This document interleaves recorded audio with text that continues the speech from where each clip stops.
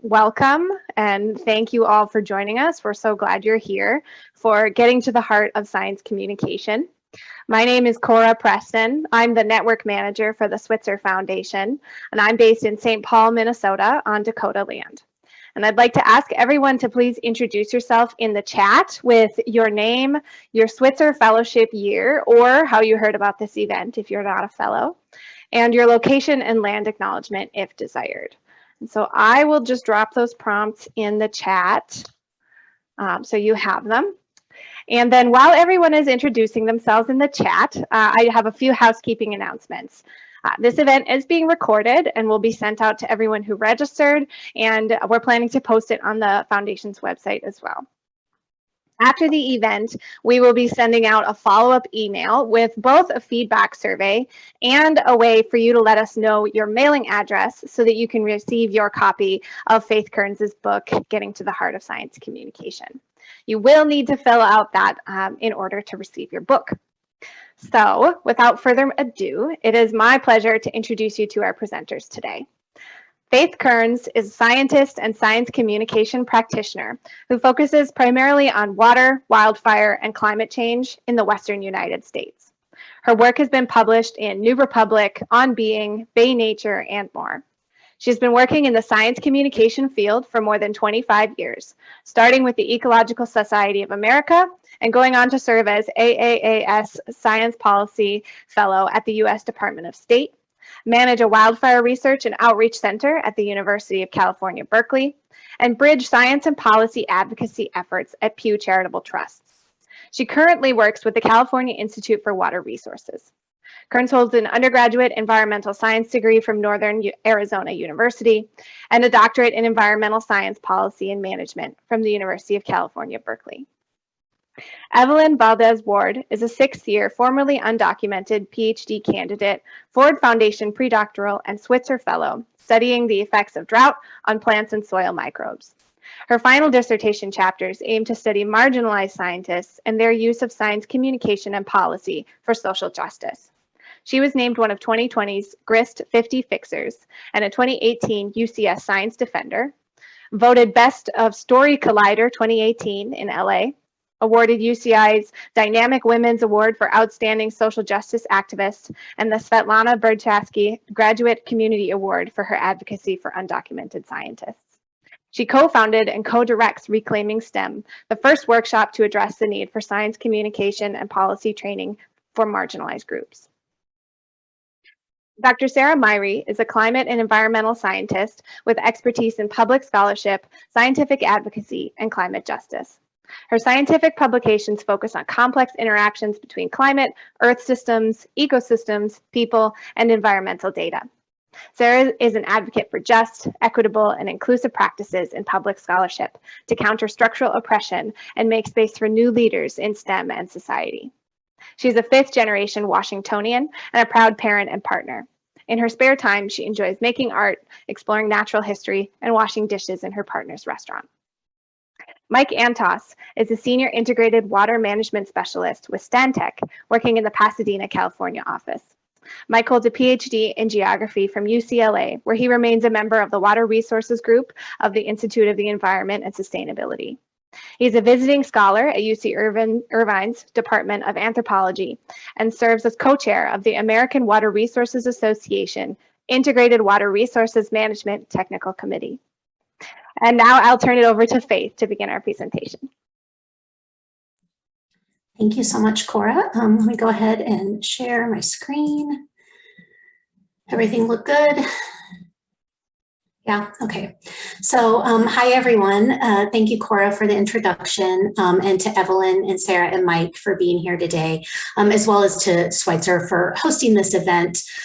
As Cora said, I'm Faith Kearns. I'm a scientist and science communication practitioner in the California Institute for Water Resources, which is located in the University of California's Division of Ag and Natural Resources, also known as Cooperative Extension.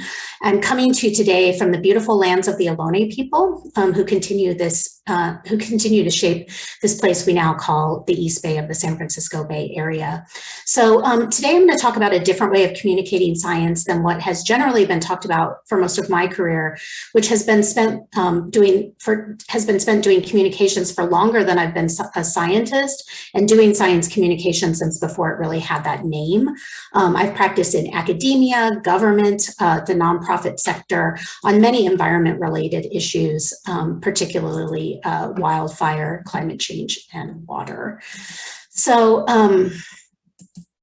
everything I'll be talking about today is covered in my semi-recently released book, Getting to the Heart of Science Communication. And I'll only be able to talk about a small subset of what's there. Don't worry, this is just an outline of what's actually in the book, and I'm going to just touch briefly on some of the topics there, including the evolving practice of science communication, a core set of tools to kind of get started on what I call relational science communication, and how we begin to move forward with this field. And I want to express gratitude to everyone who spoke with me for the book, whose words I can now share with you, including Evelyn, Sarah, and Mike, who you'll also hear more from later.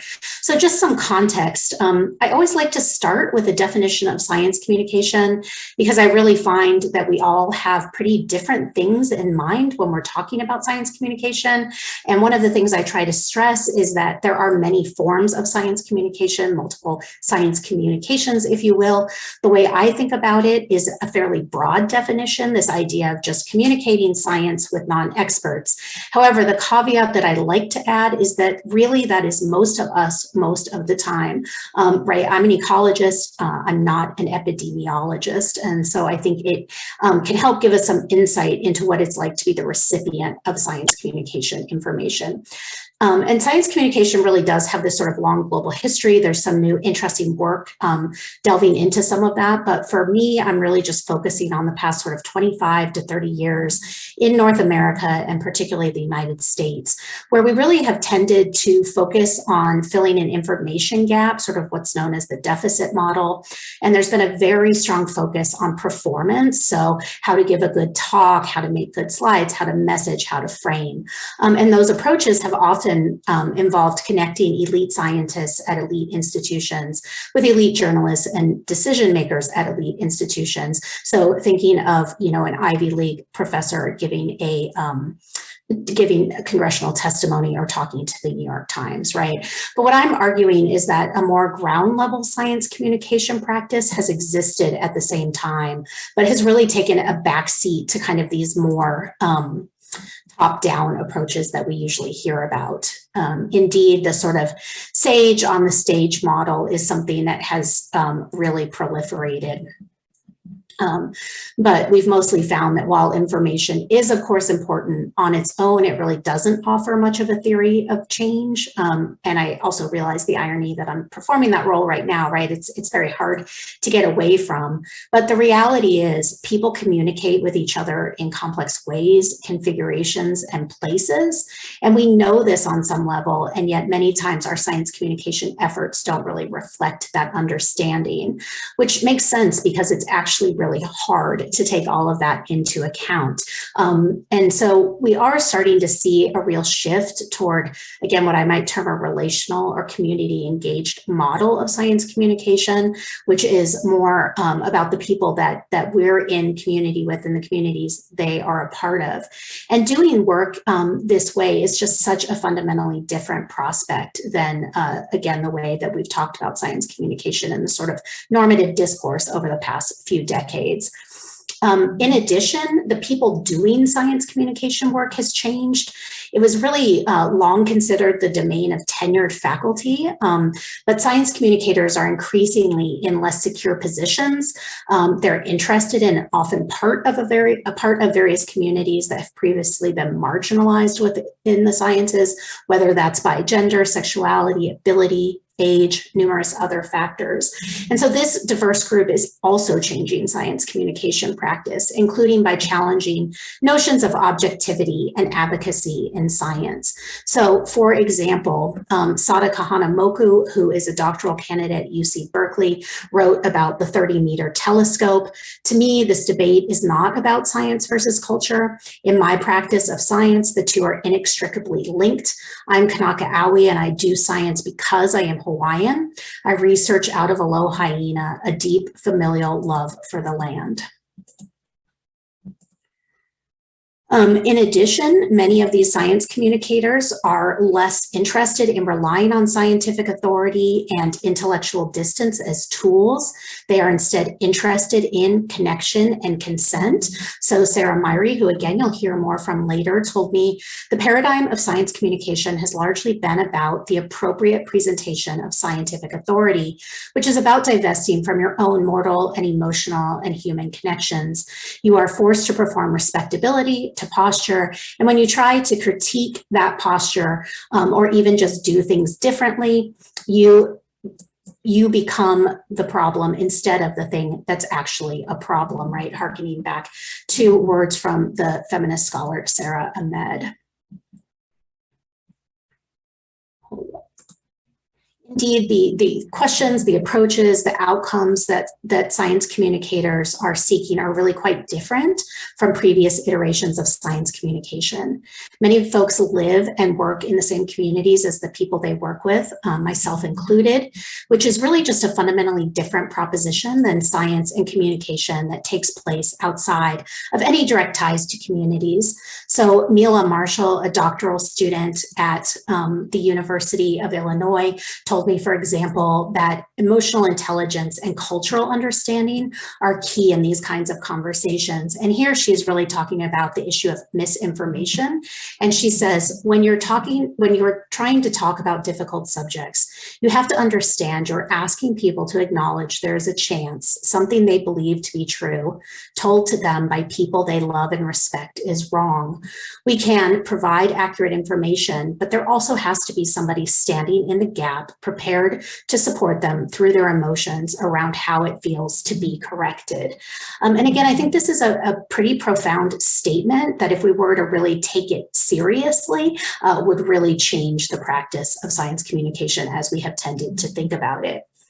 And finally, I spend a whole chapter of the book discussing science communication careers because I feel that we're at a real turning point. At this stage, most people with doctoral training will end up working outside of academia versus within it. And the interest in science communication careers is increasing for multiple reasons, including the job market. At the same time, the path to science communication training, much less a science communication career, is really not legible to many students. So for example, Julian Reyes, who's now the Climate Hub's national coordinator with USDA, told me I would have liked to have more science communication as an explicit part of my training. I think graduate students are navigating the field in a piecemeal fashion that is too dependent on circumstances and a sympathetic advisor. It's not particularly equitable. And, you know, many of the issues that science communicators are working on can be emotional, contentious, and increasingly traumatic. So we've got the kinds of things I work on: water and drought, wildfire and climate change in California. And I think, of course, the issue that has really made the reality of science communication complexity legible to many more people, and that's COVID. It used to actually be pretty hard for me to explain what I was talking about when I was talking about these issues. And COVID, I think, has made it clear to a wide swath of people. So to kind of make this issue of emotion and conflict less abstract, here is an example around drinking water. So Sarah Wolf was talking about acceptance of recycled water for drinking. And she basically said, you know, human emotions are complicated, so talking about them is never easy. But given the many and multiplying stresses on our drinking water systems, it's time to stop ignoring how powerful and universal emotions such as disgust both help and hinder our water decisions. Parisa Parsifar did some research at the Salton Sea in California and basically said the same thing. Early experiences of disgust and fear are linked to water contamination beliefs and water consumption behaviors among children. Although these might seem like individual issues, these emotions can have far-reaching consequences, including things like dehydration during the school day, for example. And while these can be very challenging issues and situations, there's also joy to be found. My colleague Malika Noko at UC Davis, for example, told me about creating something called Plant Love Stories with some of her colleagues, which she says, we did because we wanted to focus more on plant appreciation than science and just make it fun. It makes me feel joyful and light. It makes me feel like I can be funny. I have all these parts of my personality that I feel like I have to suppress for science, but with this, I can be goofy and make puns and be a total plant nerd, and it's okay. So that was a bit of a whirlwind through the background of the sort of approach that I'm advocating for. And so now I want to just, again, touch on some of the tools that I propose in the book, which really are more of a starter kit than I would say the entire toolbox. So I want to talk first about the idea of relating. So I think, again, we are really facing more of a relationship challenge than a communication challenge, right? And so the focus with this kind of approach would be on how we relate to each other as equals rather than, for example, a common thing in science communication where we push behavioral change onto other people because we, meaning the objective experts, know best. And this kind of relating really invites different skills, including developing the ability to listen deeply rather than speak perfectly, and work with the emotions that come up when we're really listening well. Relational work is present in many different kinds of cultures and spiritual traditions. So for example, Indigenous scholars from Kim Tallbear to Zoe Todd write extensively about relationality. Melanie Yahtzee, who is a professor at the University of New Mexico and an organizer with the Red Nation, for example, told me with the idea of water is life, the word life in particular is about countering the politics and reality of death that resource extraction has brought to Native communities, including my own. Melanie is Navajo. I call these relations of extraction. That leads us into this radical politics of relationality based on Indigenous understanding of kinship and of simply being a good relative. In addition, many professions, including law and medicine and psychotherapy, have developed professional relationship-centered approaches that we can draw from. For example, Theopia Jackson, a clinical psychologist and program director at Saybrook University, told me, I can think of my practice relationally as a service model where I frame my efforts around being in service of others. That means I can't come at it from a place of being an expert with all the answers. It's really hopeful that there is a lot of there's not a lot of need to reinvent the wheel, as a lot of other professions have dealt with these kinds of topics already. In addition to relating, listening is an incredibly important science communication tool. So a collaborative group in Southern California developed a project aimed at gaining a better understanding of how communities think about and use water. Instead of assuming that they knew best, they developed an approach that centered not just community needs, but also their strengths. As Mike Antos explains, we centered listening as a key process. It's important to elevate community expertise to be on par with agency expertise. We have to get past the we know what they need mode of resource management. Emily Brooks, who is also a part of the project, said an important goal was to find out how water agencies could best support people they didn't often hear from, which includes the homeless and renters, because so much agency outreach is to homeowners. This is a very brief overview of the finding of their work, but Valerie Olson, who was also involved in the project, said, what we found is that the community is far from monolithic, right? That makes sense. And therefore agencies need more specific interventions. For example, while managers and communities might have a common goal of safe drinking water, managers rely on tests while communities rely on taste or smell, which can lead to a disconnect. We also found language posed a barrier. The agency had on-call translation services, but listening surfaced the idea that hiring multilingual staff should instead be a priority. And while listening is a beautiful practice, I think it's also important to recognize the ethical challenges of what can be a very extractive process. So Jana Lent-Brinadu, who's one of the only people I know who actually teaches listening to engineers and scientists, told me, you know, listening is often diluted to become about empathy and compassion when we're talking about justice and accountability.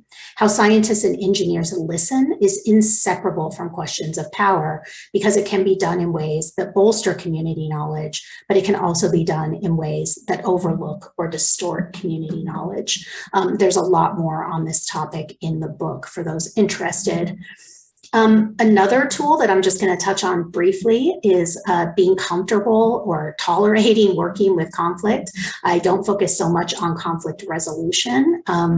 And so this is just a quick anecdote. One of my favorite experiences was watching a colleague go from very conflict avoidant to realizing that ethically he actually really needed to be okay with conflict. As I talked about some of what I'm talking about with you now, Mark Thorne, who is at the University of Hawaii, went from feeling like climate change wasn't a topic he could broach with the often conservative ranchers he works with to feeling like he had an obligation to talk about it, right? So he said, the consequence of avoiding talking about the effects of climate change on ag production has too many negative consequences for the people I work with. I now see it as a professional and ethical obligation to talk about what can be difficult topics. And I have to trust that the long-term working relationships that I have are strong enough to handle it. And finally, I just want to talk a little bit about the idea of understanding trauma, which is incredibly widespread today, particularly on some issues that are disaster related, COVID related, but I would argue show up in lots of places. So Tessa Hill at UC Davis says about the Tubbs fire. We awoke to friends asking us if we were evacuating. By daylight, we noticed some of the ash was as big as our hands and had legible writing on it. Other pieces falling into our yard were burned fabric. The remnants of our community were falling from the sky. That fire erased our sense of safety, not just at the individual level, but across our whole county. It was a community scale trauma. And so when we're thinking about communicating scientific information, that is an important context, right? And in addition to thinking about how trauma affects other people, we also have to think about how it affects those communicating about these issues, especially those doing it year after year who may both experience the trauma and be communicating about it. That is certainly my experience of the world. So understanding the way that it affects us as practitioners, the people that we're communicating with, and then the combination is very important and very, very underexplored. So Miriam Kia-Keating, who's a professor of clinical psychology at UC Santa Barbara, said, you know, just understanding that there is a psychological impact from disasters is valuable. Recent events have opened my eyes to the personal distress that natural science researchers and professionals have been experiencing because they are so attuned to the potential risks in our environment. One note about trauma, it's also really incredibly important to be culturally responsible when thinking about trauma. It's really no one thing, and not everyone experiences it the same or even accepts the label. So again, Thea Jackson told me part of the challenge with the trauma bucket is that it's become a catch-all phrase that means different things to different people. It's important not to position people who are dealing with significant issues as having something less about them. And then just to wrap up, I want to talk a little bit about some of the ideas moving forward, but I hope that we will have a good discussion about this. So clearly, equity, inclusion, and justice are a really important part of how we move forward with science communication. Training in particular has tended to treat all science communicators as if they are the same, right? Offering a pretty generic set of tools assumed to work for everyone. And getting back to some of my earlier points, it's just not the case, right? Science communicators are a diverse group and they're working with diverse communities. And so, excuse me, this just really fundamentally changes the practice. Sergio Avila, who works with the Sierra Club in Southern Arizona, told me about working with ranchers in Mexico and Arizona and how he really had to shift how he communicated to be effective at this work. So he said, Too often, scientists create language that is actually meant to exclude people. We build ourselves up as the experts, and then we're supposed to dumb down or simplify our language, which just leads to more feelings of superiority. And again, I think this is a profound statement to take pretty seriously, and it's something I see particularly on the water issues that I work on all the time. Evelyn Valdez-Ward, who you'll be hearing from shortly, said that many science communication and science policy trainings offer guidance and tips for success that may not be feasible for those who identify as underrepresented minorities, first gen, or different abilities, or LGBTQ+. The response to our Reclaiming STEM workshop showed a need in the scientific community for a space to discuss diversity, inclusion, and advocacy. And hopefully we will hear more about that from Evelyn. And finally, just given that this work is essentially a full body sport, it's becoming increasingly important to talk about self-care.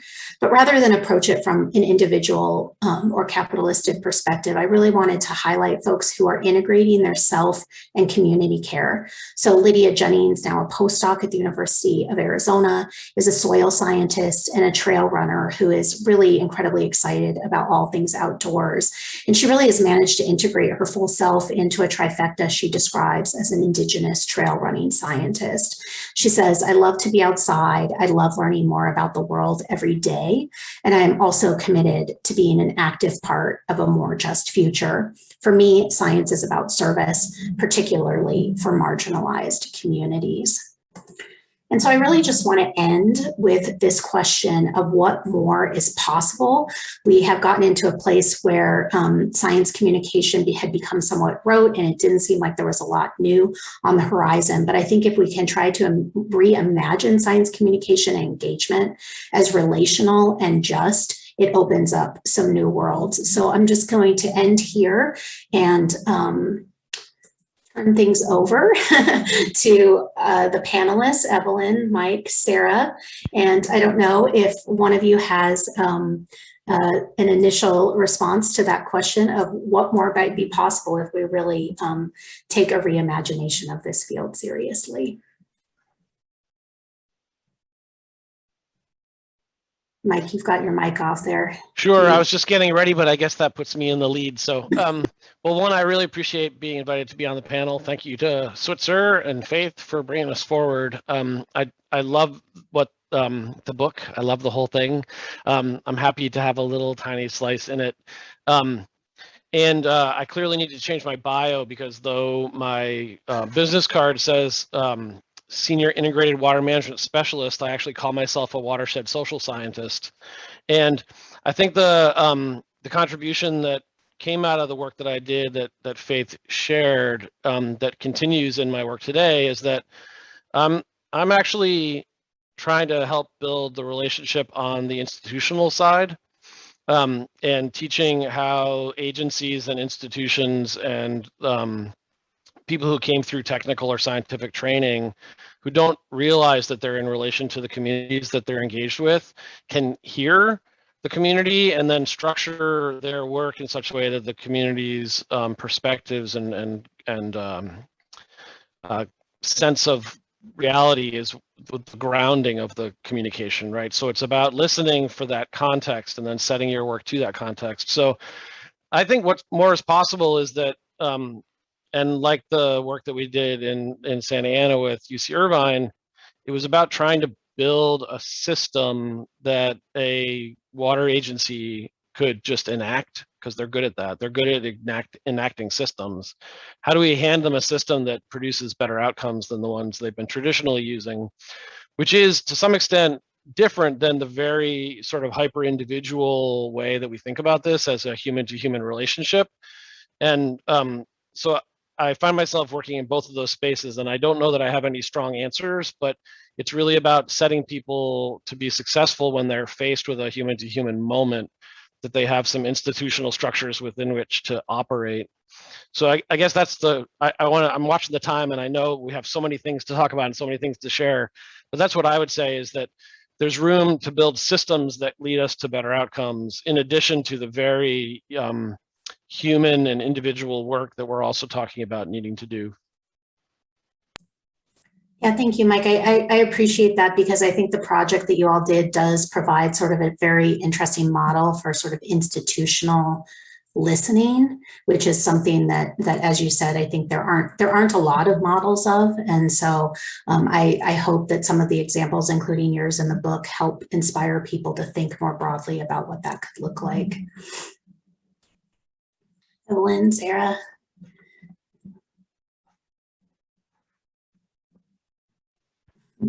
Everyone's so polite. Go ahead, Sarah.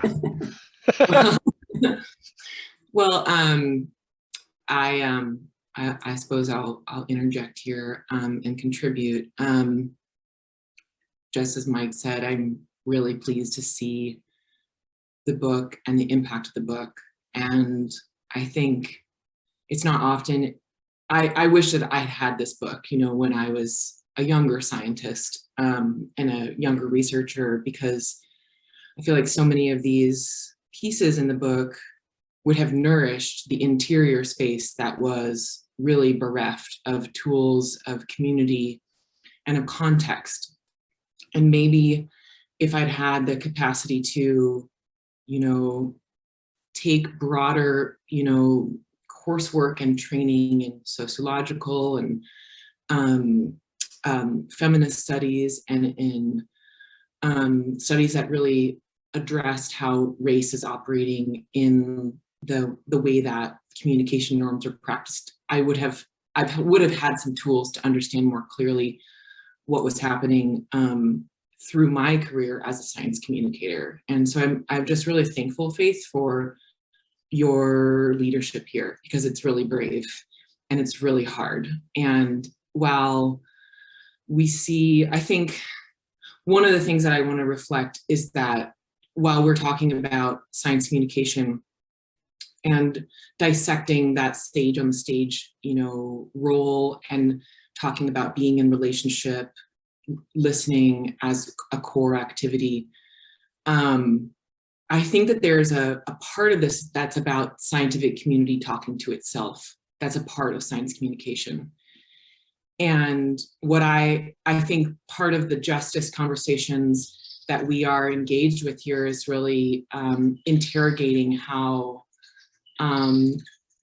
science has been weaponized to hurt and harm and remove people, how science has been a tool over and over again to eradicate people and ways of knowing the world, and how we as individuals are navigating this space often with great trauma and great hurt at how these institutions have treated us, and how our physical safety or our, you know, the way that we were transported through these institutions was always about the transactions and careers and powers of other people, and that we were basically objects that were moved through the system to accrue accolades. And so I think what comes next is really at the core of what I would love the work of this to be, you know, impacting and protecting, you know, early career scientists and protecting people who are vulnerable in these institutions, because they eat people alive and they really hurt people, and hurt people continue to hurt people unless we have a framework of addressing and repairing that harm. And so I think, Faith, you've done a really important, you know, piece of cultural and creative work of really about repairing and addressing some of the harm that's already happened. With that, I'd love to hear Evelyn's reflections. Yeah, Sarah, thank you so much for saying that. And Faith, as you were talking, I was also thinking about, like, you know, the whole reason Reclaiming STEM started is because of our own experiences through the STEM community as we were trying to be STEM communicators, because in STEM, we all felt excluded or silenced in some way, or trying to be pushed out. In my case, I was undocumented, and just trying to get into grad school was a huge challenge. And then going through it, like, especially during the Trump administration, you had people just constantly doubting me based on my status alone, and it had nothing to do with my science. And it was really frustrating to continue continue to try to advocate for myself within the sciences. And at the same time, like trying to communicate with other communities where you're almost celebrated because you're pushing forward like immigrants and you're showing what immigrants can be. And so it was like this really confusing kind of moment. So with that, like as I moved through being undocumented in the sciences, I noticed that, you know, during Trump's presidency, he ended a program called DACA. And DACA allowed me to have a work permit and prevented me from being deported for 2 years each time. And there's a lot more behind that. But President Trump ended that program and the sciences said nothing. And most of the beginning of the Trump presidency, the sciences said nothing about a lot of the issues that scientists were facing because of their identities. And that to me was really frustrating. And so I began advocating, I began being part of immigrant rights groups, and I became more of an activist. And a lot of scientists in my community told me that that was a waste of time. You should be focused on your science. You should be focused on your PhD. And to me, I was like, if I don't fight for my right to stay in the country, if I don't fight for my right to continue doing science, I don't understand how I'm supposed to do my science. And then nobody in the sciences was doing it for me. And so I learned a lot when I was lobbying and being within immigrants' rights groups. And I was wondering if I could get the same kind of thing within the sciences. And so I started to think about science communication and science policy.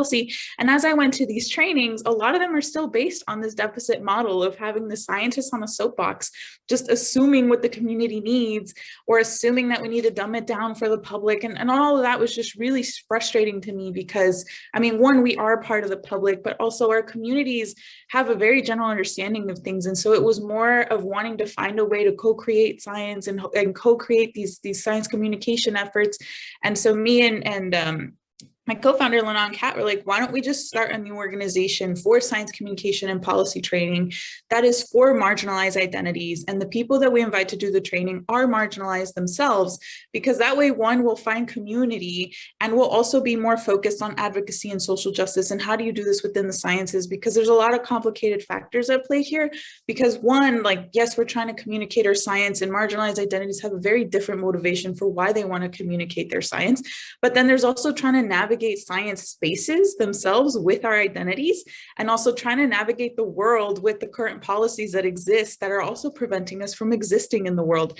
And so our workshop tries to address all of these overlaying factors, because another point is that within the science communication space, it's still very white dominated. And so that is why a lot of the trainings are still focused on like these norms that just aren't applicable to what marginalized identities want to do. They're not applicable to our goals. And so in terms of like what to do moving forward, everything that you mentioned, Faith, I think also, like you said, Sarah, as well, like needs to be examined within the STEM community, and also as science communicators, kind of look within our own community ourselves, like how can we improve the science communication norms as well? Because the current world of science communication stems from what STEM looks like, and both of those are just not obtainable, they're not accessible, and they're not inclusive of marginalized identities. Thank you for sharing that. Evelyn, I'm wondering if you and Sarah might want to talk a little bit about your new institute. Evelyn, I'd love to let you lead that.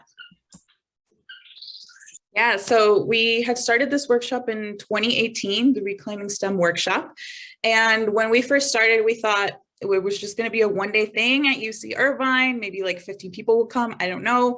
But we ended up getting applicants from all over California who wanted to show up. And so that was really exciting. We had over 60 people show up.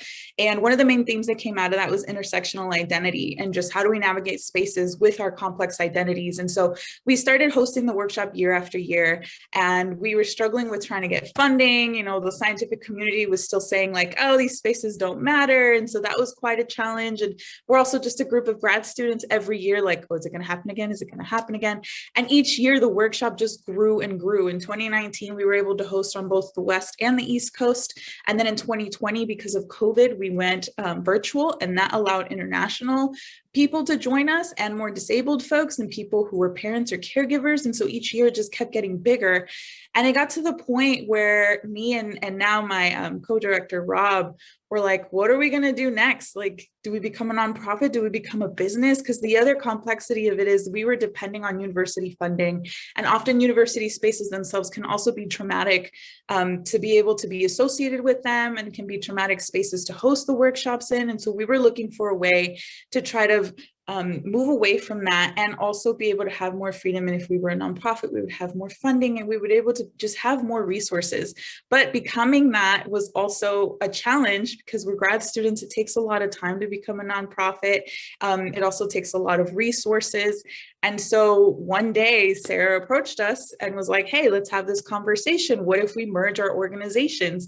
And so Sarah with Rowan Institute, and we were in conversation for I don't know how many months, and it was so exciting to be able to finally have this opportunity where we can merge our organizations, become more of a huge resource for people. And now we're officially a nonprofit. We're Reclaiming STEM Institute. I can drop the website. We just launched last week. And I don't know if you want to add anything else to that, Sarah, but we're really excited to be able to have more resources and infrastructure to continue this work. Yeah, I'm really thrilled about the launch, and I'll type in the URL in a second. I think the context here is that for those of us that see the need for other places of protection and community building and training and resources, that we're really bereft of a lot of the resources and access points that many people have when they are entering this space. Because as we're talking about, science communication is not just about, figuring out how to talk to people and tell a story. It's about negotiating the core politics of what it means to be an authority and to be embodied as the individual with the intersectional identities that you bring into every single space that you are walking into as an expert and as a community member. And I think that the interrogation, as I grew in my career, I was definitely deputized to be, the sage on the stage. And it's very similar to that like second wave feminist narrative that came out of the 80s, which is we're going to train white women to succeed as if they are white men in public by acting like men, by behaving in the kicking down and supplicating up kind of behaviors of navigating hierarchy. And so that second wave feminist model of succeeding in public is ultimately bankrupt at its core. And it's bankrupt if you look at the history of feminist thought leadership. It's also bankrupt if you think about how individuals are truly navigating systemic privilege. And whether you're in a science communication space or you're thinking about other kinds of public hierarchies. And so I'm really thrilled to be working with Evelyn and Rob and continuing to uphold a public scholarship model that is directly addressing these core issues around hierarchies of power and preferential spaces that have obviously excluded so many different forms of leadership and so many different people's bodies and histories and ways of being in the world. So part of this, I think, is about caring and repairing. Again, we have so much work to do to address the harm that's already taken place and the way that harm is continuing to manifest. And so I think Reclaiming STEM is really poised to be a very catalytic organization for care and repair for the scientific community. Yeah, thank you both so much for sharing that. When I think about what more is possible, I'm definitely very excited about what all three of you are doing. I think that there's a lot of leadership happening in different arenas. And so I just am so appreciative of all of you, both as I sort of enter this later mid-career stage and am just revitalized by all the new energy coming into the field, which had been really stagnant for quite some time. So thank you all. And I guess with that, Cora, I think maybe we should just turn it over to questions and discussion. Yeah, thank you so much. I would invite anyone you can use the raise your hand function. You can turn your video on, or you can enter a question in the chat if you have anything you'd like to ask of our presenters today. And while people are thinking about a question, I have one to get us started. So I wonder if any of you would like to weigh in on, because we didn't have books like Faith's and we didn't have the Reclaiming STEM Institute when we as science communicators were getting started in our fields, how did each of, or whoever of you would like to weigh in, learn on the job with this? Did you attend a training that helped you with this interpersonal relationship type communication, or were you muddling through it as you went? Would anyone like to share a little bit about what that learning was like to get us to this point? I mean, I can start a little bit. I share a story in the book of just, having worked on wildfire issues in California in the sort of mid 2000s and really coming up against people's very strong feelings about wildfire, which today in 2021 makes absolute sense to everybody. But in the, 2007 or so, when I was really confronted by the limitations of my scientific training in terms of doing community engaged work to prepare people for wildfire, it just really forced me to change my entire view of science communication. At the same time, I was working in what's known as cooperative extension, which has this much more sort of on the ground approach to science communication, although it also has been very much like quarantined off from the sort of normative science communication discourse, which was really led by a very select set of people, and it was not particularly open to other ideas. And so for myself, I just ended up being like, I have all this work that I think is much more what doctors do, what therapists do. And so I started learning from them. And that's really how a lot of the people in my book appear there. Is there people I've had long relationships with for the past 15 years, just trying to figure out what I was missing and how I could do my job better. And there was literally no model. And the first time I talked about this stuff out loud in 2010 was extremely interesting, to say the least. People came up and whispered to me afterward, like, that was so brave. And I just thought I was talking about like a problem and a solution. And it's taken a very long time to get to the point that a book could be written like this. So that's my story about it. And I also wish I had this book when I started out. So that's what they always say, write the book that you that you wanted, that you needed. Definitely. Thanks, Faith. Evelyn, Mike, or Sarah, would any of you like to add to that?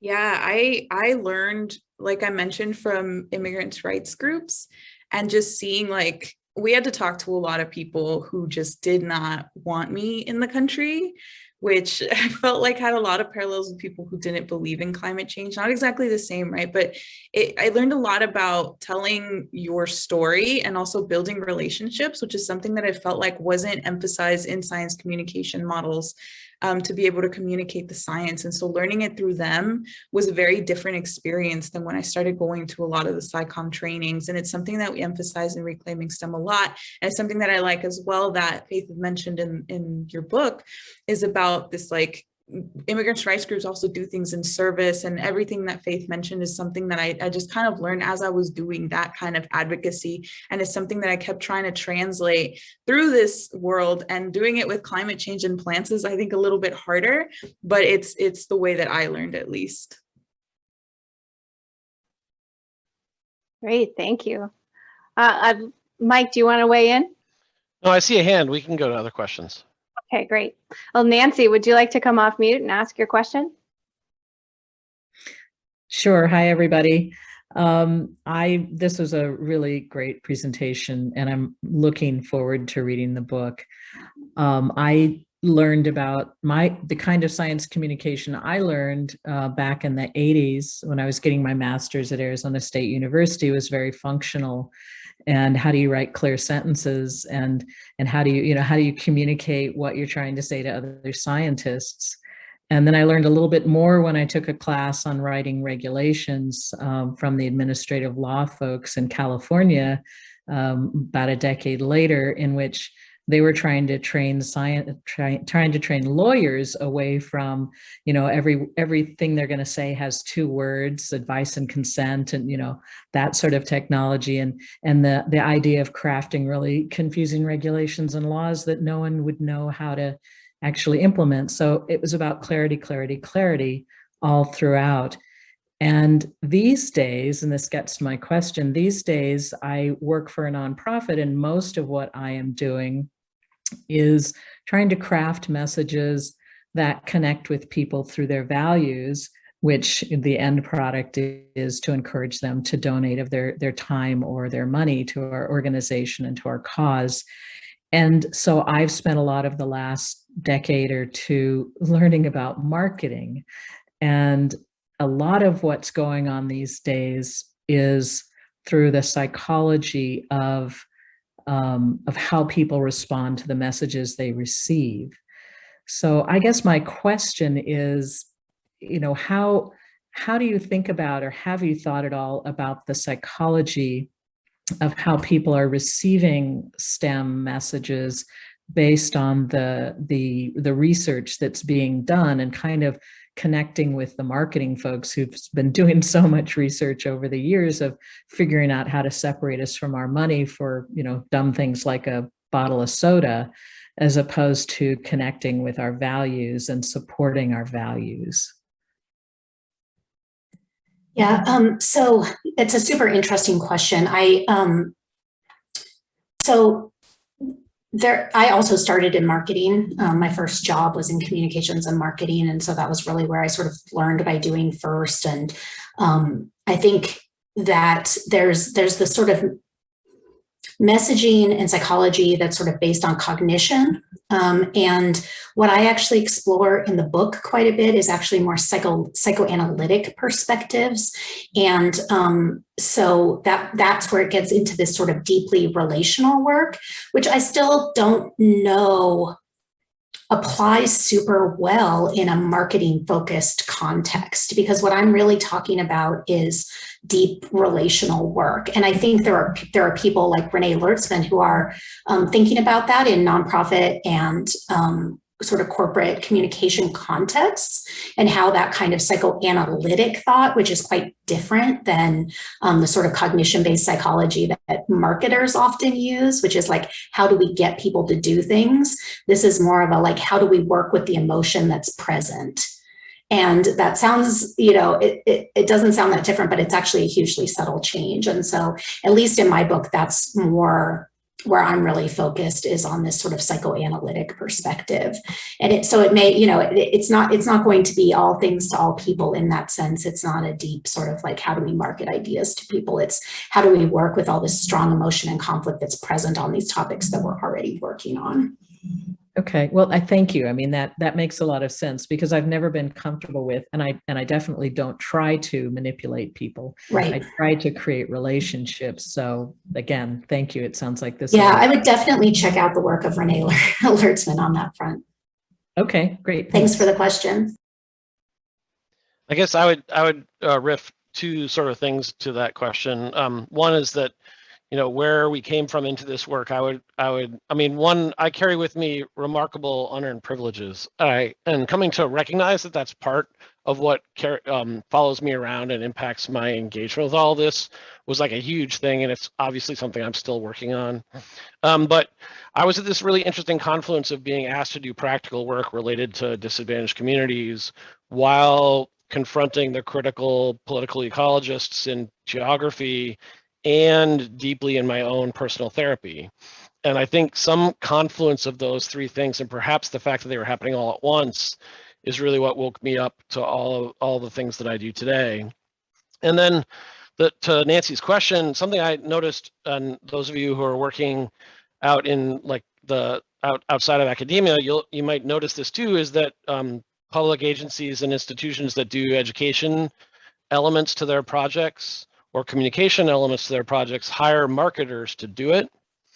And I've been trying to recommend that education campaigns be thought to be learning campaigns and hire educators to help implement them, as opposed to hiring marketers to do it, because I think the relationship that a public utility has to its community is different than the relationship that like Coca-Cola has to its community.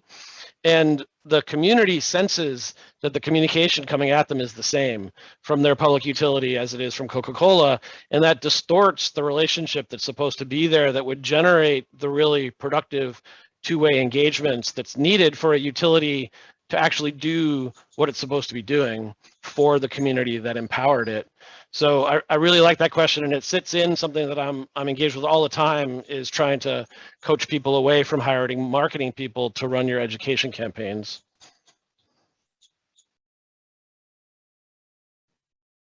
Thanks, Mike. That's so true. I've worked in the environmental education, communication, and the intersection of marketing with that before, and that really hit home what you were saying there. Does anyone else have a question that they'd like to ask?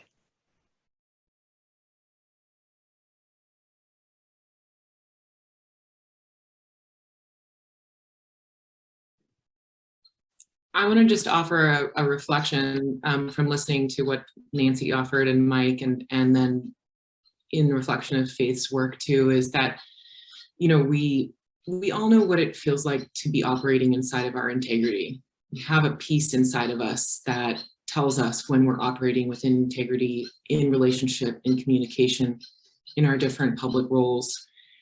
And the role of an expert in this imperiled and warming and dangerous and a finite planet, in this really precipice of a moment where we are looking at, a shortening, day by day shortening timeline to be able to decarbonize and address the scale of environmental violence that is coming at us. I think it's a profound time to interrogate what it feels like to be inside of our integrity as experts in this space. I think it's really painful, honestly, to be an environmental or climate or sustainability expert right now and watch the culture run away with trajectories that ultimately will come back to roost with incredible harm to our own bodies, the bodies of our family, the bodies of our children. It feels like a paradox sometimes to be doing this work in public and knowing that the outcomes that we are barreling towards. And I think being inside your integrity in these spaces requires us to address the scale of what our humanity calls into question in this moment. I never went through this kind of experience as a professional to sit on the sidelines as the world is burning and to not have feelings about that, and to not have an agenda that is rooted in my own humanity and my shared humanity with other people. So I think we have to really dig deep right now as a community into what our true role with integrity and with care really can look like, because now is the time to do it. There's never been a more important time to do it. So with that, I just want to, send out great care to everyone who is continuing to navigate this moment with integrity and with care. Thank you, Sarah.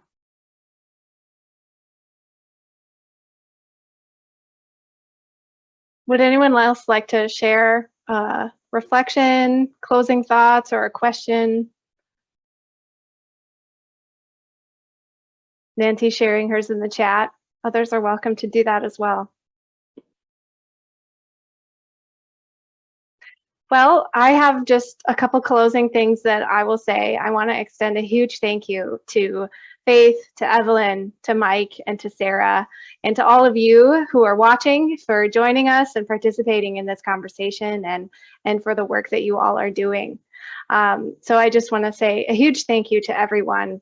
And I will, just as a reminder, we'll be sending out a follow-up email to get your thoughts and feedback on this, as well as your mailing address, so we can all get you all copies of the wonderful new book. So with that, thank you all so much, and we hope to see you at another event soon. Thanks, everyone.